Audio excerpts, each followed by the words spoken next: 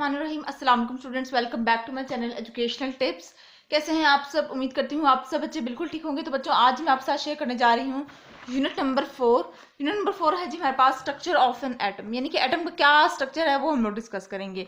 तो ये जी हमारे पास है जी पेज नंबर 61 पर। आप सब बच्चे अपना पेज नंबर 61 ओपन कर लीजिए।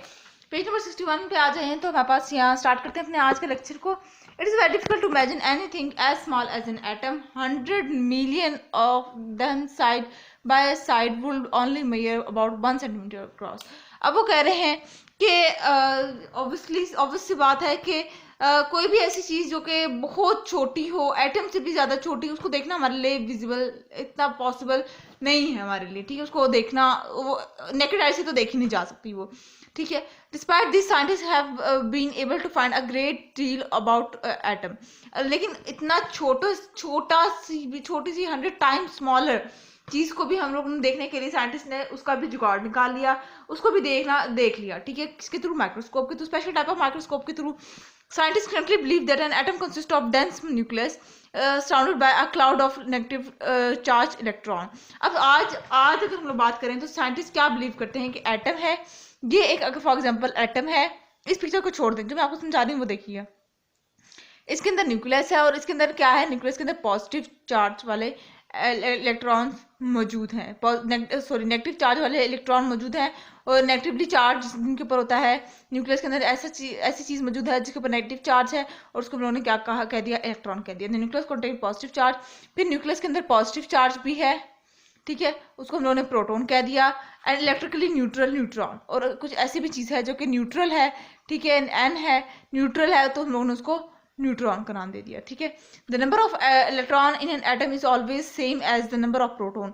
अब जो वो कह रहे हैं कि हमारे पास एटम के अंदर जितने नंबर ऑफ इलेक्ट्रॉन होंगे, जितने नंबर ऑफ नेगेटिव आयंस होंगे, नेगेटिव इलेक्ट्रॉन्स होंगे, उतने ही हमारे पास पॉजिटिव प्रोटॉन मौजूद होंगे।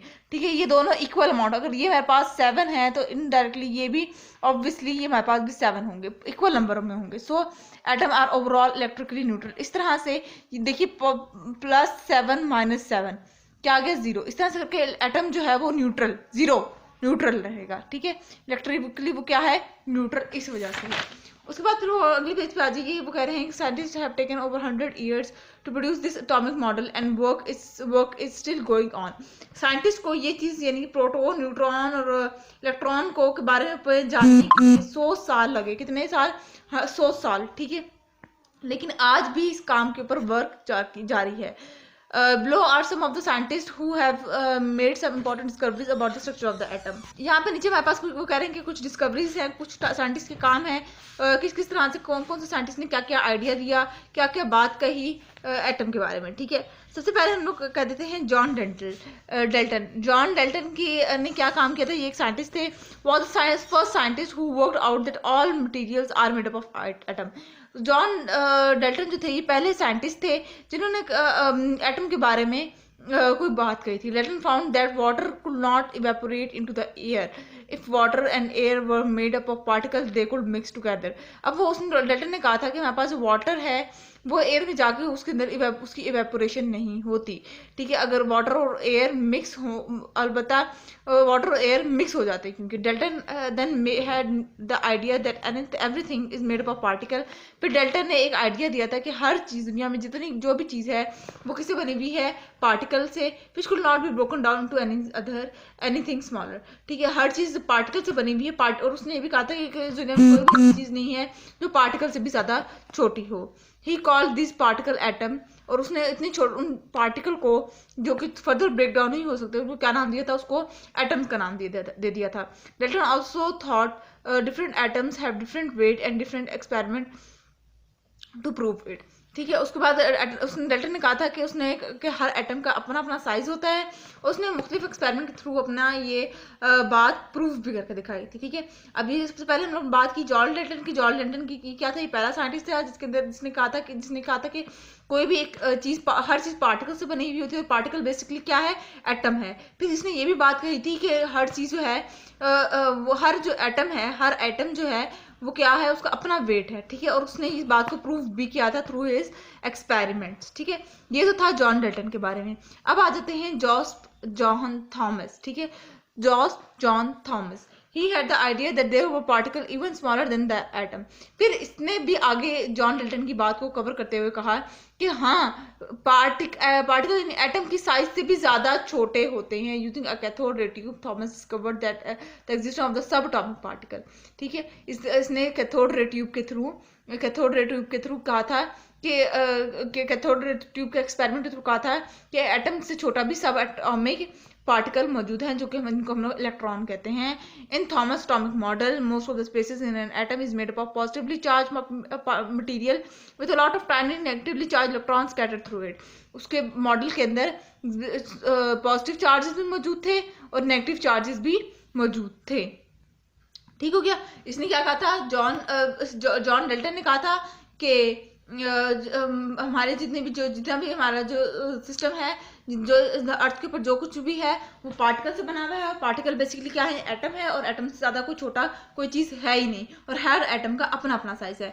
जबकि जॉन थॉमस ने कहा था कि एटम से छोटी भी एक चीज़ है जिसको हम लोग सब एटॉमिक पार्टिकल कहते हैं। फिर इसने कैथोड रे ट्यूब के थ्रू एक्सपेरिमेंट के परफॉर्म करके बताया था ये बात को। ठीक है, इसने फिर इसके जो एक्सपेरिमेंट था उसके अंदर उसमें जो कैथोड रे ट्यूब थी उसके अंदर क्या मौजूद थे, उसके अंदर पॉजिटिव चार्ज भी मौजूद थे, उसके अंदर इलेक्ट्रॉन्स भी मौजूद थे, उसके अंदर प्रोटॉन भी मौजूद थे। ठीक है जी। उसके बाद फिर आ जाते हैं हम लोग अर्नस्ट रदरफोर्ड के। इसका सिर्फ आप लोगों ने जो नाम याद करना है वो है, यहाँ पर रदरफोर्ड याद कर लें और यहाँ पे थॉमस याद कर लें। ठीक है, रदरफोर्ड की क्या था, study in the J Thomson at Cambridge University in England. ठीक है, उन्होंने जे थॉमस को से पढ़ा कहाँ पर, कैम्ब्रिज यूनिवर्सिटी इंग्लैंड के अंदर। In 1911 Rutherford fired a beam of positive charge against a thin gold foil expecting them all to pass straight through. अब उसने क्या किया, रदरफोर्ड ने क्या किया कि 1911 के अंदर, ये याद रखना ये बहुत ज़्यादा इंपॉर्टेंट है कि 1911 के अंदर रदरफोर्ड के अंदर ने क्या किया कि पॉजिटिव चार्ज को किससे, गोल्डन फॉइल से गुजारा। और उसकी एक्सपेक्टेशन ये थी कि इस गोल्डन फॉइल से सारे पॉजिटिव चार्ज पास आउट हो जाएंगे। हाउएवर सम पार्टिकल वर रिपेल्ड, लेकिन कुछ ऐसे थे जो कि वापस, कुछ पार्टिकल ऐसे थे जो कि वापस बाउंस बैक होकर वापस आ गए। Since positive particle can only be repelled by something positive. Positive particle तभी रिपेल हो सकते हैं, तभी वापस आ सकते हैं जब कोई पॉजिटिव आगे भी कोई चीज, गोल्डन फॉइल भी यानी कि पॉजिटिव थी तो वो रिपेल कर दी, दोनों ने अट्रैक्ट नहीं किया। ठीक है, Rutherford decided that there must be positive bit in the centre of the each atom. इसका रदरफोर्ड ने कहा कि इसका मतलब ये है कि हर एटम के अंदर कोई ना कोई चीज ऐसी मौजूद है जो कि पॉजिटिव होती है। Also this positive bit must be very small, otherwise most of the particle will not be have gotten through the golden foil. उसके बाद उसने कहा कि वो जो पॉजिटिव पार्टिकल्स हैं वो इतने छोटे हैं कि कुछ पार्टिकल्स वो अपने अंदर से गुजार ले गई और कुछ को उसने बाउंस बैक कर दिया। ठीक है, उसके बाद वो कह रहे हैं Rutherford atomic model therefore had a tiny positive charge nucleus with electrons whizzing around about in the space around it। इस वजह से रदरफोर्ड ने कहा कि पॉजिटिव चार्ज हमारे स्पेस के अंदर मौजूद हैं ऑलरेडी। फिर हमारे पास जो थ्योरी आती है वो नेल्स बोहर की आती है। नेल्स बोहर क्या थे, Bohr and Rutherford develop and the atomic model further bye suggesting that electron orbit the nucleus at high speed in a fixed orbit around the nucleus. अब Bohr ने, Niels Bohr ने और Rutherford ने फिर आगे मिल के काम किया, एक एटॉमिक मॉडल बनाया जिसके अंदर उन्होंने कहा कि अगर ये हमारे पास एक एटॉमिक मॉडल है तो इसके अंदर इलेक्ट्रॉन जो हैं वो न्यूक्लियस के इर्द गिर्द चक्कर लगा रहे हैं बड़ी स्पीड के साथ। ये उसने बात की थी। The Rutherford Bohr atomic model help us to explain the periodic table. इस तरह से करके कि वो हम लोगों को पीरियोडिक टेबल इस मॉडल ने रदरफोर्ड बोहर मॉडल ने हम लोगों को ये पीरियोडिक टेबल समझने में मदद की। ठीक हो गया जी। उसके बाद फिर हम लोग नेक्स्ट लेक्चर के अंदर मैं आपके साथ इसके केमिकल सिंबल्स शेयर कर दूंगी। तो ये था आज का लेक्चर। होप्स आपको समझ आ गया होगा। अगर आज का लेक्चर आप सबको समझ आ गया है तो मेरे चैनल को सब्सक्राइब कर दीजिएगा, वीडियोस को लाइक कर दीजिएगा और साथ साथ बेल आइकन को प्रेस करना मत भूलिएगा। इससे जो मेरी आने वाली हर लेटेस्ट अपडेट सबसे पहले आप तक पहुंचेगी। मिलती हूँ किसी और वीडियो में। दुआओं में याद रखिएगा, अपना ख्याल रखिएगा। अल्लाह हाफिज़।